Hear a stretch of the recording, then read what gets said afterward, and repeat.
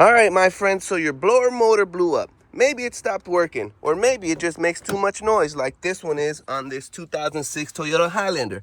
It's right there, and we're gonna go ahead and replace it. So I'm gonna show you how to go from this noisy bad boy to this nice and quiet fan. Let's go. So when you're under here, you have a clip right here, and then to get it off, you're just gonna go ahead and push the front, and then what I do is I just wiggle it, and it should come right off. But if you have any trouble, grab yourself some needle nose, and then you can squish it and pull it down.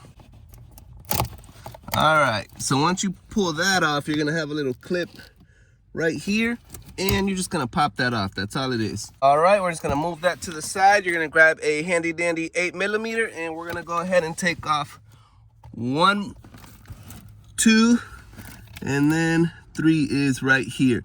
So let's go ahead and pop those off.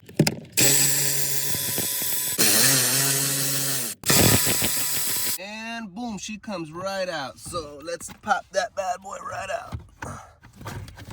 Bam. And just like that, she's out. All right, so here we have the new one. We're gonna put it back in. You wanna be careful when putting this back in, because if you don't seat it flat, then it's gonna wobble and make a lot of noise. So you wanna be careful, and you wanna put this little piece right here. So it's gonna line up perfectly and sit flat. But be careful that it sits flat, because you don't want it to rattle. And by the way, I will leave a parts list at the end of all the tools that I used if you want to know. Let's keep going. All right, so you're going to go ahead and put one screw back in to hold it all up. So we got our first screw in holding it up. We're going to put another one right there, and then another one right back here. But be careful not to over torque them, because this is plastic and you could strip it out.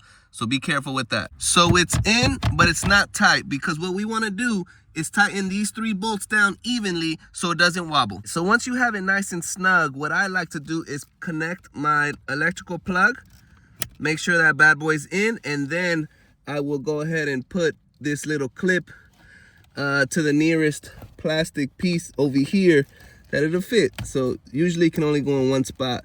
So you just push it on there, and boom. Just like that, you replaced your blower motor. Here are the parts and tools that I used. All right, so the tools you're gonna need for this job is going to be an 8mm socket. You're gonna need your ratchet, some needle nose, and the actual blower motor.